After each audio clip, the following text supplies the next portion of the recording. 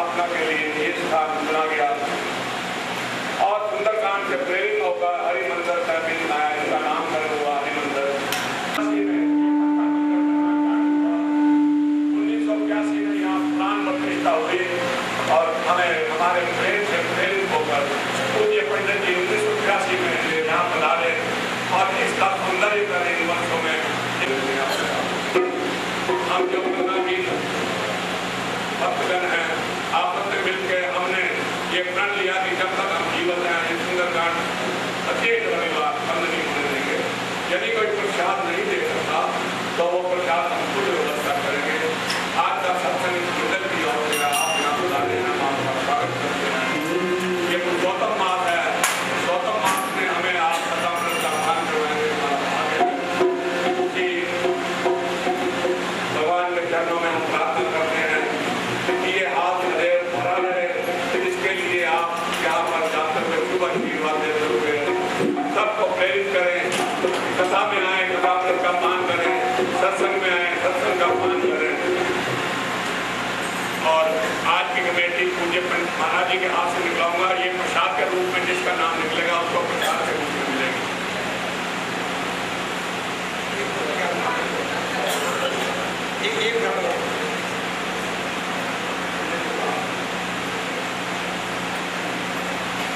आज की ये जो कमेटी निकली हमारा जिसके हाथ से ये प्रसाद के रूप में आपको मिलेगी। ये दो संस्कृत माता के बेटी एक सुरिन चरण कमल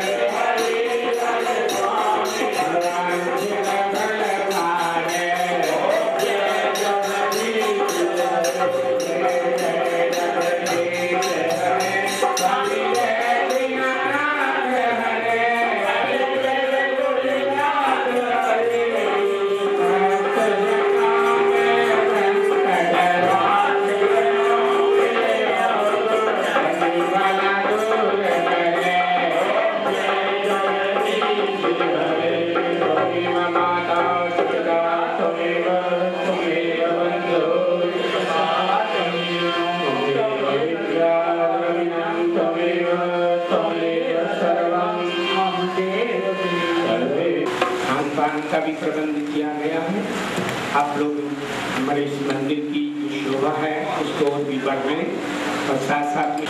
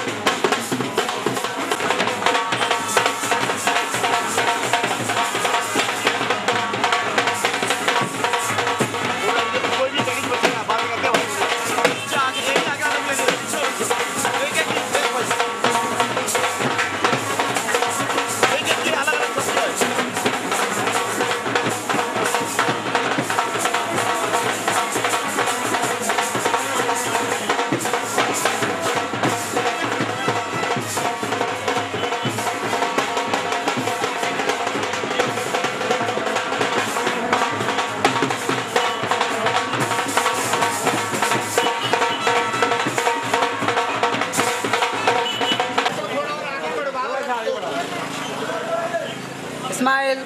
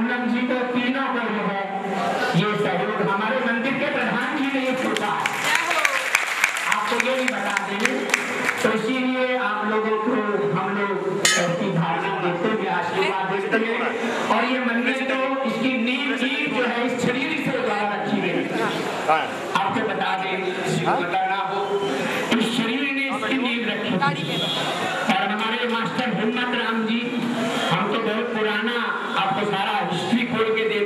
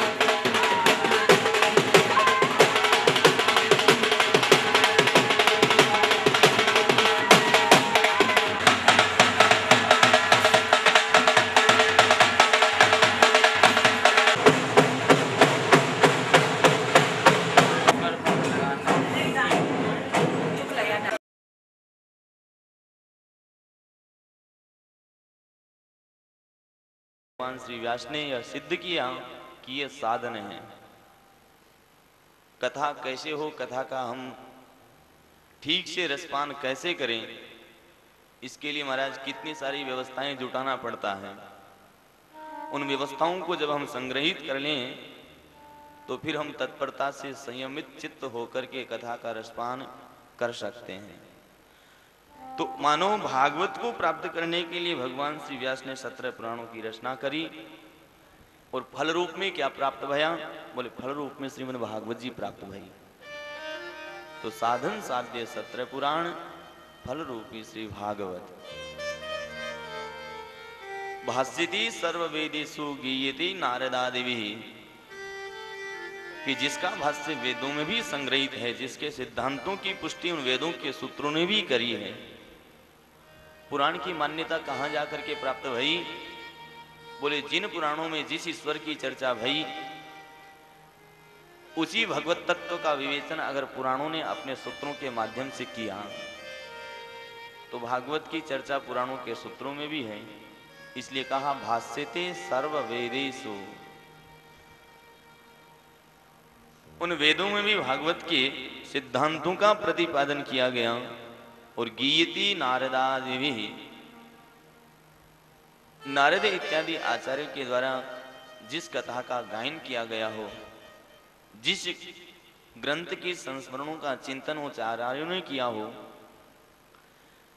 जिस ग्रंथ के चरित्रों को हमारे महापुरुषों ने गायन करके अपनी प्रफुल्लता, अपनी प्रसन्नता प्राप्त करी हो, इसलिए कहा गीयते नारदादिभिः। वदन्ति त्रिषु लोकेषु, 4 शब्दों के अलग अलग वाक्य से अर्थ किया। भाष्ये भाष्यते सर्ववेदेषु, जैसे गीयते नारदादिभिः,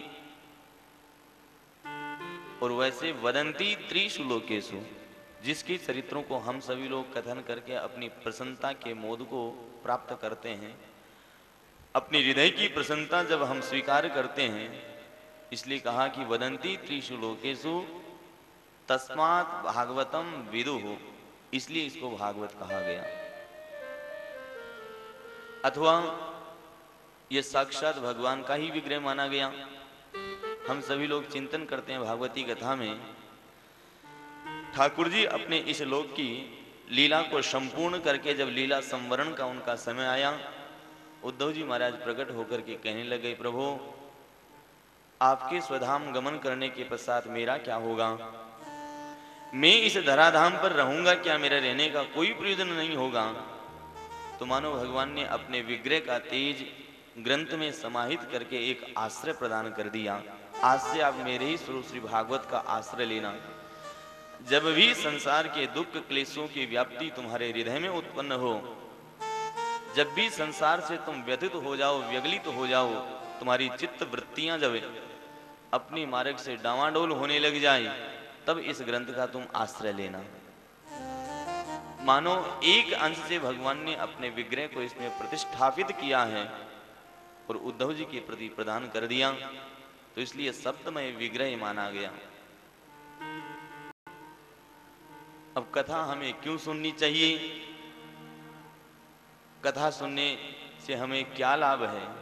हम सभी लोग कई बार चिंतन करते हैं, महाराज इतनी कथाएं सुनते हैं फिर भी जीवन की चित्त वृत्तियां हमारी समाप्त क्यों नहीं होती? हमारी लोभ की दृष्टि, हमारी वो मोह की दृष्टि, हमारी काम की दृष्टि, हमारी प्रत्येक सांसारिक वृत्ति बढ़ती ही चली जाती है, घटती क्यों नहीं है? बोले सत्संग तो इतना करते हैं, लेकिन सत्संग करने के पश्चात हमारे चित्त की वृत्तियों में वो ज्ञान प्रकट क्यों नहीं होता है? ज्ञान प्रकट कैसे होगा? उस श्रुत वाचा को, उस श्रुत वाणी को जब तक हम जीवन में नहीं ढालें हैं। गोकर्ण जी की प्रसंग में महाराज जब उन्होंने धुंधकारी को कथा सुनाई और प्रथम कथा में एक विमान आया, गोकर्ण जी ने पूछा, हे देवताओं, हे पार्षदों, मैंने संपूर्ण श्रोताओं को समान रूप से कथा सुनाई, विमान एक ही क्यों आया? तो पार्षदों ने बहुत सुंदर बात कही है। बोले सुनी तो सबने, न तथा मननम कृतम। बोले सुनी सबने लेकिन मनन सबने नहीं किया। आज हम सभी लोग कथा तो सुनते हैं, कथा पढ़ते भी हैं, कथा कहते भी हैं, लेकिन तदनुरूप हमारे आचरण, तदनुरूप हमारी वृत्तियां नहीं होती हैं, इसलिए कथा से हमको लाभ नहीं होता है। तो कथा सुनने का महात्म्य यही है। भागवती कथा तो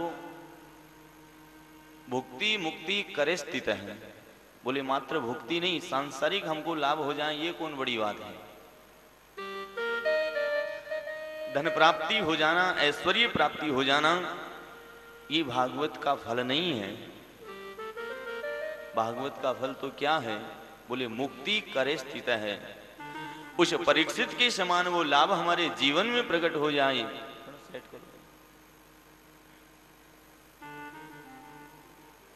उस परीक्षित के समान हम मरते समय ये कहें कि ब्रह्मीभूतस्य देहस्य, भगवान श्री शुक ने यही प्रकट किया है कि ब्रह्मीभूतस्य देहस्य। गुरुदेव जब भगवान श्री शुक ने पूछा कि भाई अब तक सब तुमको दंश करेगा, अब तुमको डर तो नहीं है? बोले नहीं, सिद्ध्योस्मि अनुगृहीतोस्मि।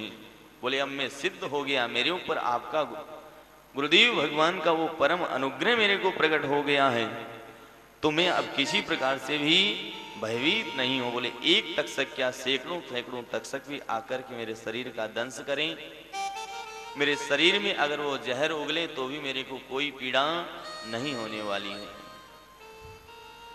कथा के पश्चात श्री ठाकुर हमारे जीवन में इस तरीके से आ जाएं, कथा के पश्चात उन संस्मरणों का चिंतन करते करते हमारी रोमावली खड़ी हो जाए, एवं ठाकुर की वो कृपालुता का ज्ञान हमारा हृदय स्वीकार कर ले, भगवत भक्ति का महात्म्य हमारे हृदय में प्रकट हो जाए। बस यही भागवती कथा का सच्चा महात्म्य है। भुक्ति प्राप्त हो जाना, सांसारिक जीवन वृत्तियों को यापन करना मात्र भागवती कथा का फल नहीं। कृष्ण कथा के रसपान के अनंतर, कृष्ण कथा का रसपान करने के पश्चात हमारे जीवन कृष्णमय हो जाए, हमारे जीवन में श्री किशोरी श्री राधा के प्रति प्रेम का प्रवाह उमड़ पड़े, उसके प्रति हमारा समर्पण की वो भावना, शरणागति का वो भाव हृदय में उदयमान हो जाए, यही सच्चा लाभ है। ठीक है, आइए श्रीमद् भागवत का स्कंद पुराणों जो दिव्य 6 अध्यायों के माध्यम से भगवान श्री शुक ने महात्म्य की चर्चा करी है। महात्म्य ज्ञान इसलिए कहा गया कि जब तक किसी वस्तु के बारे में हम जान नहीं ले तब तक उस वस्तु से हमें लाभ नहीं प्रकट होगा। तो स्कंद पुराण में जो 6 अध्यायों के माध्यम से भागवत जी का महात्म्य कहा गया है, प्रथम श्लोक में वंदना करते भगवान श्री शुक कहते हैं, सच्चिदानंद रूपाय विश्वोत्पत्त्यादि हेतवे तापत्रय विनाशाय श्री कृष्णाय वयं नमः। यहां प्रथम श्लोक में सच्चिदानंद शब्द को व्यावृत करके भगवान ने कहा कि सच्चिदानंद रूपाय। सच्चिदानंद, सच्चिदानंद शब्द की व्याख्या करी है 3 शब्दों को लेकर के, जिस शब्द को बनाया सत, चित और आनंद। तो सत का तात्पर्य बोले जो नित्य रहे, शाश्वत रहे, हमेशा रहे, वह सत्य है। ये संसार सत नहीं हो सकता, जीव का शरीर सत नहीं हो सकता, उसकी वृत्तियां सत नहीं हो सकती। संसरती संसार है जो प्रतिक्षण बदल रहा है, जिसके व्यवहार में प्रतिक्षण कहीं न कहीं अवनति हो रही है, क्षय हो रहा है, वह अपने स्वभाव से गिर रहा है, उसको संसार कहते हैं। आज ये पांचभौतिक शरीर हमारा प्रथम बालक का था, पुनः पौगंड अवस्था को प्राप्त भये, फिर विवाहावस्था को प्राप्त हुआ और धीरे धीरे ये जाकर के वृद्धावस्था को प्राप्त हो गया। तो शरीर भी सत नहीं है, संसार भी सत नहीं, संसार में रहने वाले संसारी भी सत नहीं। तो सत क्या है? बोले संसार को जिसने बनाया है वही सत है। जिसने इस प्रकृति को प्रारंभ किया, इस प्रकृति के माध्यम से सृष्टि का निर्माण किया, वो उसका निर्माता ही सत है? और उसका ज्ञान कब होता है? बोले जब चार कंधे ले जाकर के चलते हैं, पीछे से आवाज लगाते हैं, उच्च स्वर से घोष करते हैं, राम नाम सत है। तो ठाकुर का नाम, ठाकुर का स्वरूप ही सत है, इसलिए सत्य कहा। और चित्त, जो प्रत्येक जीवधारी में अपने चित्त स्वभाव को धारण करके उपस्थिति देते हैं। भगवान का वास सर्वथा सब जगह होता है। वो वेदों की श्रुतियां कहती हैं अयमात्मा ब्रह्म है, कि जो कुछ नेत्रों के सामने दृष्टिगोचर हो रहा है, जो कुछ आप नेत्रों के सामने से देख रहे हो, वही ब्रह्म है। पुनः श्रुति अपना उद्घोष करती है, सर्वम खलविदम ब्रह्म है। गीता में भगवान ने भी कहा वासुदेव सर्वम, और हमारे मानस में गोस्वामी जी भी कहते हैं श्री राम मैं सब जग जानी, करहु प्रणाम जोरी जुग पानी, सुनी चैव स्वपाके चह पंडितः समदर्शिनः। गीता का सिद्धांत उद्घोष करता है अपने सखा प्रिय अर्जुन के प्रति। वो भगवान श्री नंदन ने कहा कि हे अर्जुन, पंडित वही है जो मेरे स्वभाव को, मेरे स्वरूप को प्रत्येक कण कण में देखने वाला हो जाए। कैसे? निज प्रभु मैं देखई जगत। गोस्वामी जी कहते हैं कि भक्त का स्वभाव कैसा हो जाता है, परमात्मा की अनुभूति करने के पश्चात उस भक्त के हृदय में क्या ज्ञान होता है? निज प्रभुमय देखई जगत, अपने परमात्मा को, अपने ईश्वर को संपूर्ण जड़ चेतन में वह निहारता है। इस गगन में, इस पृथ्वी में, इस अंतरिक्ष में, इन दिशाओं में, वृक्षों में, सरिताओं में, समुद्र में, पहाड़ में, यत किंचित जो कुछ नेत्रों का हमारा विषय होता है, श्री ठाकुर का दिग्दर्शन करने वाले हमारे नेत्र हो जाएं। ये हुआ चित्त का स्वभाव। परमात्मा कहता है कि मैं चित्त स्वरूप हूं, मैं सर्वथा सब में वास करता हूं। और तीसरा शब्द कहा सत, चित्त और आनंद। श्री ठाकुर का भाव, श्री ठाकुर का स्वभाव, परमात्मा वो ईश्वर आनंद स्वरूप है। भगवान नित्यानंद में हमेशा डूबे रहते हैं। कैसे? अब कोई कहे कि हम भी महाराज आनंद में प्राप्त करते हैं, किसी से हम पूछे भाई कैसे हो, बोले बहुत आनंद में है। लेकिन आप जरा चिंतन करें, हमारा आनंद क्या हमेशा रहता है? हमारा आनंद हमेशा नहीं रहता है। आज नहीं तो कल कोई एक जीवन की ऐसी घटना हमको व्यथित कर देती है, कोई जीवन की एक ऐसी दुर्घटना हमारी चित्त वृत्तियों को दूषित कर देती है, और हमारा आनंद वहीं अपनी सीमांत प्रदेश को प्राप्त कर लेता है। लेकिन भगवान के व्यवहार में, भगवान के जीवन में, भगवान की प्रत्येक क्रिया में कहीं कोई आनंद की कमी नहीं। आज हमारा कोई इष्ट मित्र पुत्र अगर मृत्यु को प्राप्त हो जाए, अकस्मात दुर्घटना हो गई और ठाकुर का लाडला हो गया, तो हम उसके गम को भुलाने में बरसों लग जाए, एक याद के बारे हमारे आंसू निकल पड़े, रह रह करके उसकी याद आए तो शायद हम जीवन भर के उस सुख को भी खो बैठे, उस छोटे से दुख को लेकर के। लेकिन परमात्मा के भाव में कहीं कोई आनंद में कमी नहीं। हम सभी लोग भागवत का चिंतन करने वाले हैं, और 11वें स्कंद में भगवान जब लीला का संवरण करते हैं, जब भगवान ने अपनी मदोन्मत्त माया को याद किया है, और माया जब प्रकट होकर के संपूर्ण उन यदुवंशियों के ऊपर छा गई, एक एक यदुवंशी प्रभास क्षेत्र में समुद्र किनारे चले गए, वारुणी मदिरा का पान करके आपस में लड़ झगड़ रहे हैं। और वहां पर शुकाचार्य ने ठाकुर की अद्भुत छवि का वर्णन किया है। भगवान जाकर के महाराज एक वृक्ष का आश्रय लिया और ऐसे प्रसन्नमयी मुद्रा में जाकर के वहां पर विराजे हैं। वाम जंघा के ऊपर ठाकुर का दाहिना पैर है, और ठाकुर आज अद्भुत अपने उस रूप लावण्यता को प्रकट करते हैं। जैसे जीवन में महाराज कोई अद्भुत धन, कोई महानिधि उनको प्राप्त हो गई हो, सामने बंधु बांधव झगड़ रहे हैं, मर रहे हैं और भगवान हंस रहे हैं, यही परमात्मा का आनंद है।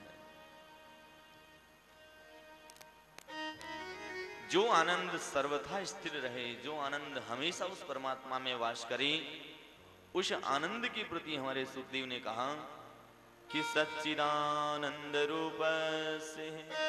बोले आपका भाव क्या, आपका स्वरूप क्या है? बोले आप हमेशा उस आनंद को, स्वभाव को धारण करने वाले हैं, इसलिए हे परमात्मा आपका नाम ही सच्चिदानंद है। और विश्वोत्पत्त्यादि हेतवे,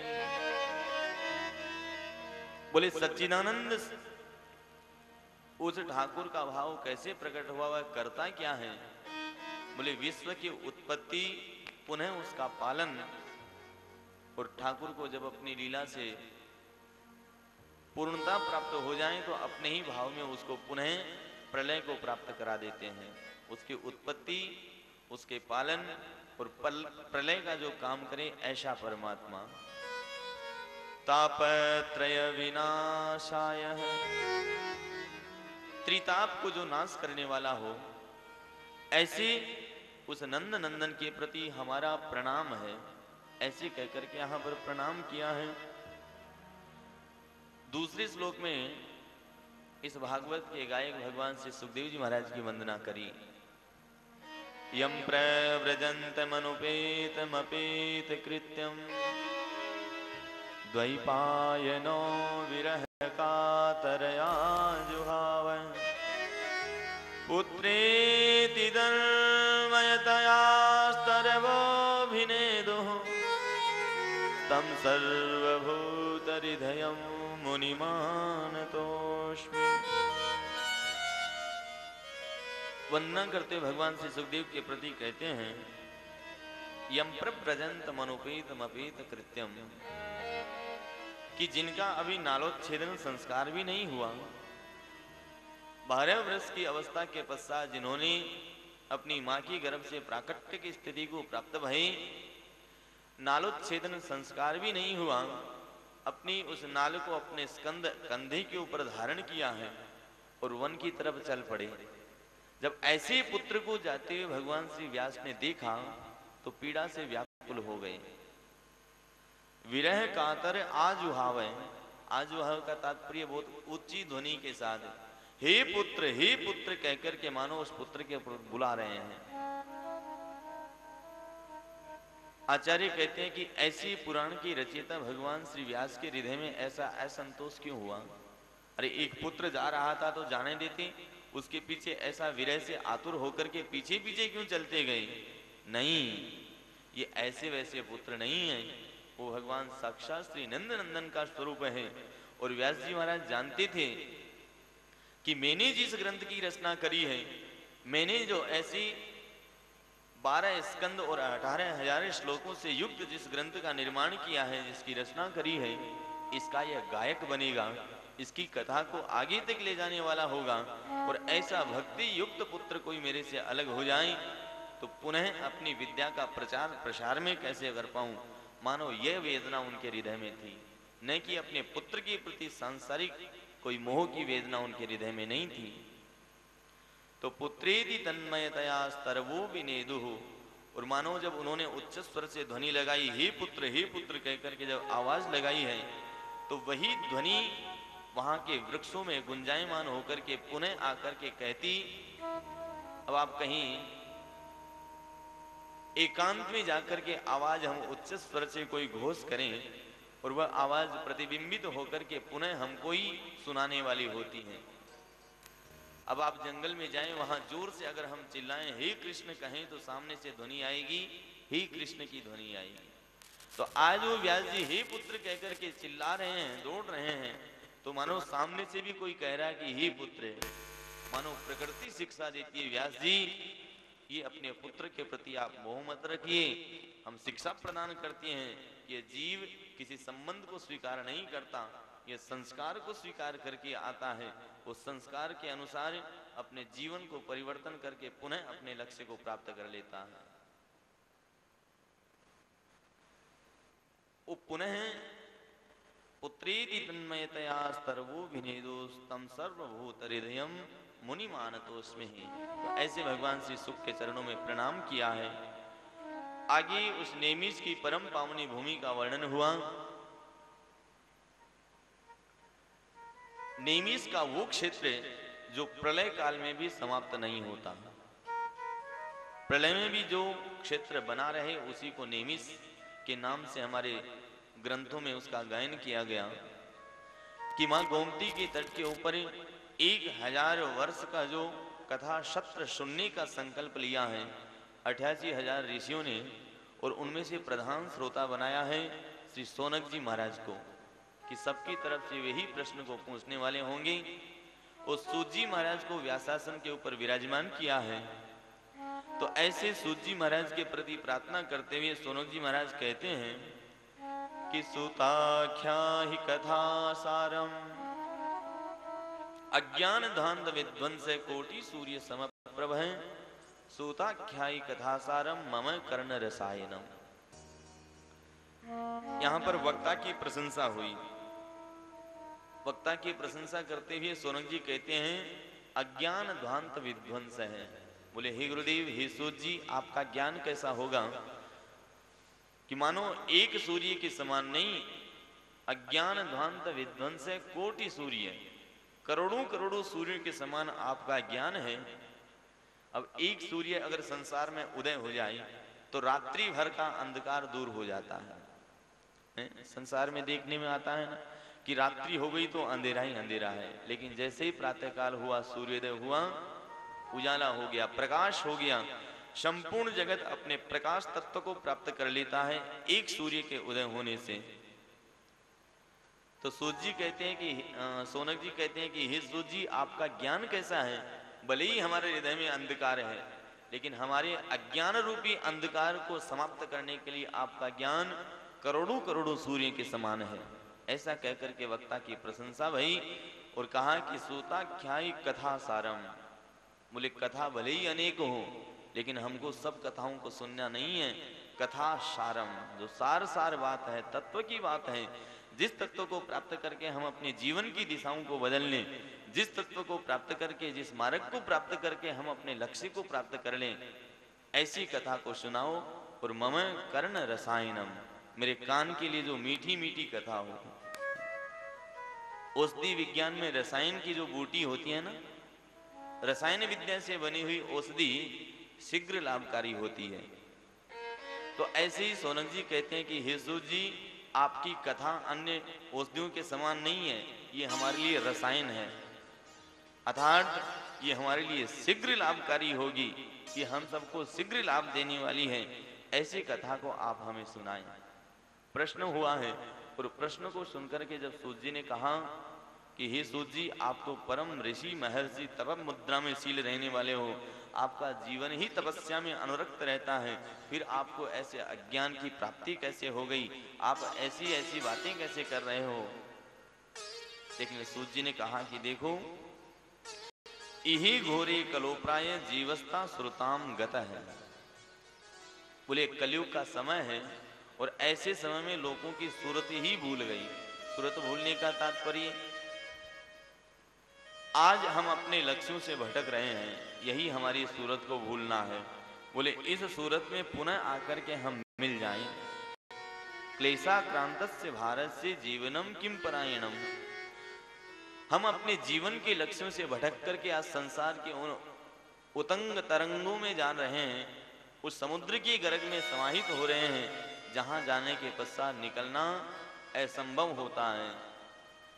तो बोले ये संसार कैसा है कि क्षण भंगुर जीवन की कलिका, क्षण भंगुर जीवन की कलिका, कल प्रात को जान खिली न खिली। बोले जीवन रूपी हमारा पुष्प कैसा है?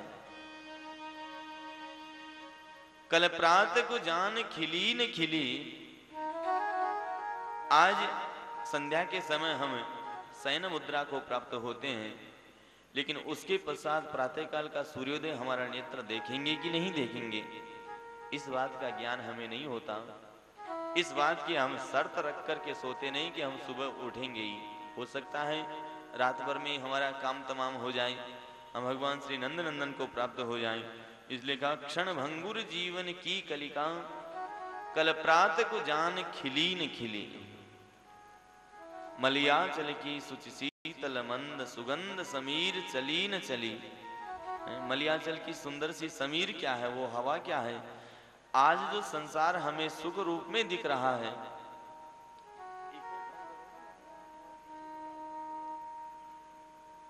श्री हरि, आज जो संसार में हमको जो सुख प्रतीत हो रहा है, जिस संसार को देख करके हम सुख का आभास करते हैं, वह सुख सुख नहीं हो सकता। संसार को सुख नहीं, गीता में भगवान ने संसार के प्रति विशेषण दिया है। बोले संसार कैसा है, दुखालय मशाश्वतम। दुखालय प्रथम कहा, बोले दुखा आलय है संसार। और भगवान कहते हैं कि अर्जुन, ये दुख ऐसा नहीं कि एक बार आ गया तो चला गया, नहीं, शाश्वतम, बोले हमेशा हमेशा दुख को देने वाला संसार है। और कोई संसार में जाकर के चाहे कि हमें सुख मिलेगा, तो बावरा मूढ़ है, मूर्ख है, उसके जीवन में अभी दिशा का बोध नहीं भया। तो मलियाचल की सुचि शीतल मंद, सुगंध समीर चली न चली। आज जो हमारे मित्र हैं, संभव है कि वो कल भी हमारे मित्र रहेंगे, हो सकता है कल हमारे वैरी बन जाएं। आज जो हमारे पक्ष से जय जयकार कर रहे हैं, हमारे नारे लगा रहे हैं, कल भी हमारे विपरीत भी हो सकते हैं। और कलिकाल कुठार लियो फिरता, तन नम्र में चोट झिली न झिली। बोले कली कैसा, यह समय कैसा है। बोले काल रूपी कली तो चाहता है कि कब ये जीव मेरे तले आए, कब ये जीव मेरी पकड़ में आए, कब मैं इसकी कमी को देखूं और इसके जीवन को मैं खत्म कर दूं। कलिकाल कुठार लियो फिरता, तन नम्र में चोट झिली न झिली। और तन को नम्र कहने का तात्पर्य, बोले अभी इसने अपने शरीर को इतना मोटा तगड़ा ताजा नहीं बनाया है कि कली के उस काल की चपेट को ये झेल पाए। आज हमने अपने संस्कारों को उदय करके अपने धर्म के उस अनुष्ठान को इतना उदयमान नहीं किया है, अपने कर्म को इतना प्रबल नहीं किया है कि आज ही अगर मृत्यु आए, मृत्यु से हम डरे नहीं, घबराए नहीं। अगर डर गए तो हमारा शरीर अभी कमजोर है, हमारी आत्मा में अभी संतुष्टि का भाव नहीं भया है, हमारी आत्मा अभी परम संतुष्ट नहीं है। इसलिए कहा तन नम्र में चोट झिली न झिली। संतो कहते हैं मेरा चिता जले उससे पूर्व चेतना को जागृत कर लो। ऐसा नहीं कि चिता जले उससे पहले हमको चिंता हो जाए, बोले नहीं, चिंता हमारी खत्म हो जाए, वो चिता जले उससे पूर्व चेतना की ज्योति हमारे हृदय में जागृत हो जाए। मृत्यु को हम भय से नहीं, उसको प्यार से उसको आलिंगन करें, प्यार से उसका हम स्वागत करें कि आज भी अगर हमारे संस्कार इतने प्रबल हैं, आज अगर हमने धर्म कर्म करके अपने संस्कारों को ठीक करके रखा है, तो भले ही आज ही हमारी मृत्यु हो जाए तो भी हम मरने के लिए तत्पर हैं, तैयार हैं। इसी क्षण इसी घड़ी हमारे प्राणांत हो जाएं, हमको कोई भय ना हो। ये है अपने जीवन के प्रति लक्ष्य को बोध कराने वाली, उस दिशा को प्राप्त करने की एक बोधमय पद्धति। तो भगवान श्री शौनक कहते हैं कि हे सूत जी, मैं अपने लिए नहीं कर रहा, मेरी प्रश्न से ये संसारी जन मेरी प्रश्न को श्रवण करके यहाँ पर जगत में इसका कल्याण हो जाए, इसलिए मैंने आपसे ऐसे प्रश्नों का अनुष्ठान किया है। आगे प्रश्न किया कि तरुणी प्रभुता गेहि, कलयुग का वर्णन हुआ कि कलयुग में होता क्या है। तरुणी प्रभुता गेहि श्यालका बुद्धिदायी कहाँ, बोले घर में केवल स्त्री की चलती है, और स्त्री भी अगर जवान हो तो फिर कहना ही क्या। बोले तरुणी प्रभुता गेहि, युवा स्त्री की कहना चलती है, श्यालको बुद्धिदायी क्या, वो सलाह किसकी ली जाती है, बोले गुरुजनों की, अपने से बड़ों की सलाह हम नहीं मानते, बोले किसकी सलाह मानते हैं? बोले साले साहब की सलाह को मानते हैं। स्याल को बुद्धि धाई कहा। और आश्रमा यवनई विद्या, आश्रमों की क्या गति है? बोले उनको अनेक लोगों ने अपने कब्जे में करके रखा है। यवनई, जो धर्म का अनुष्ठान नहीं करने वाले हैं, ऐसे लोग आश्रमों में जाकर के वहां की परंपरा को बिगाड़ रहे हैं। तो ऐसे उस कलयुग को जिसने प्राप्त कर लिया, ऐसे कलयुग में जो रह रहा है, ऐसे जीव के प्रति क्या करणीय कार्य है? ऐसे कलयुग में वास करके ये जीव कैसे ठाकुर को प्राप्त कर ले, उसके हृदय में कैसे भक्ति का प्राकट्य हो जाए, इसी को लेकर के प्रश्न किया। और उसी प्रश्न के उत्तर में भगवान श्री शुक ने यहाँ पर महात्म्य की चर्चा को प्रारंभ किया है। महात्म्य की चर्चा को प्रारंभ करते हुए कहते हैं कि एक बार की बात, राजा परीक्षित को जब श्राप लग गया, और श्राप लगने के पश्चात जैसे ही गंगा तट के ऊपर आकर के महाराज परीक्षित विराजमान हो गए, देवता अमृत का कलश लेकर के आए और कहते हैं कि ये अमृत राजा परीक्षित को पिला दो। शुकाचार्य ने पूछा कि भाई अमृत उसको पिला देंगे, आपको क्या चाहिए?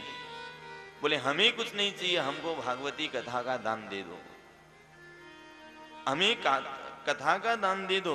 तो ब्रह्म रात्रो विचार्य है देवान तदा जहाश है। भगवान श्री शुक ने उनकी वाणी को सुनकर के बड़े जोर से हंसी लगाई और कहते हैं कि अरे देवताओं, तुम बड़े अपने काम को बनाने वाले हो।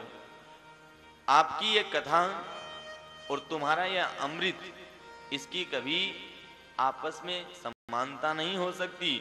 कोई सुधा कोई कथा लोको, कोई काच है कोई मणिर महान। बोले कहाँ तो तुम्हारा काच के समान ये अमृत और कहाँ हमारी मणि के समान ये कृष्ण कथा, इसको हम दान नहीं देंगे। और भगवान ने उनको डरा करके धमका करके भगा दिया। तो हुआ क्या? बोले श्रीमद् भागवती वार्ता देवानाम अपि दुर्लभा। इस संसार में हम लोग क्या कहने लग गए? बोले भागवत की कथा स्वर्गवासी देवताओं को नहीं मिलती। श्रीमद् भागवती वार्ता देवानाम अपि दुर्लभा। ये आज इस मनुष्य तल के इस मृत्यु लोक की पराभूमि को प्राप्त है ये अधिकार कि हम सभी एक साथ बैठ करके कृष्ण कथा का चिंतन कर सकते हैं। अहो अमीसाम किमकारी शोभनम प्रसन्न ये साम स्वयं हरि। आगे भगवान ने कहा है कि इस मृत्यु लोक की लोगों की सराहना क्या की जाए। यहाँ पर जन्म लेने के पश्चात ये अपने संस्कारों को इतना शुद्ध रखते हैं। कैसे? कि जिन्होंने अधिकार प्राप्त किया है कृष्ण कथा श्रवण करने का, जिन्होंने उन ग्रंथों के चिंतन को करने का अधिकार स्वीकार किया है, देवताओं के यहाँ पर ये लाभ नहीं है कि वो एक साथ बैठ करके वहां पर कथा सुन सकें। क्यों? क्योंकि शास्त्र कहता है कि देव योनि भोग योनि है और पृथ्वी पर रहने वाले हम मृत्यु लोकवासी कर्म योनि को प्राप्त होते हैं। अपने कर्मों की गति हम यहाँ से बनाते हैं और अगर शुभ कर्म करके हम जाएंगे तो हमको देव योनि प्राप्त होगी, गंधर्व योनि को प्राप्त होगी, यक्ष गंधर्व किन्नर इत्यादि बनकर के हम वो भोग योनि को प्राप्त होंगे। वो भोग योनि है, कर्मों को हम भोगने के लिए वहां पर जाएंगे। लेकिन यहाँ जो भूमि है मृत्युलोक की भूमि इसलिए श्रेष्ठ कही गई क्योंकि ये कर्म योनि है। यह संसार जंक्शन कहा गया कि यहाँ से अनेक मार्ग जाते हैं। जिसको जिस मार्ग में जाना हो, जिसको जिस मार्ग की ट्रेन पकड़नी हो, वो उसी में आरूढ़ हो जाए, उसी में चढ़ जाए। जिसने जैसे कर्म किए उसको वही मार्ग आगे चल करके ले जाता है। इसलिए कहा कि महाराज यहाँ के लोगों की कहना ही क्या कि एकदा ही विशालायाम चत्वार ऋषयो मलः सत्संगार्थं समायातः ददृशोस्तत्र नारदः। आगे की कथा को सुनाते भगवान श्री शुक कहते हैं कि हे महाराज परीक्षित, एकदा ही विशालायाम, बोले एक बार की बात, बद्रिकाश्रम, उस बद्रीनाथ विशालापुरी के उस दिव्य क्षेत्र में श्री ठाकुर के दिव्य अवतार शनक, सनंदन, सनातन और सनत कुमार विराज रहे थे। और आज ठाकुर के उन अवतारों के समक्ष नारद जी महाराज का प्रवेश हुआ। सत्संगार्थम, किस लिए आई? बोले सत्संग करने के लिए आई। लेकिन जैसे ही नारद जी के मुखारविंद को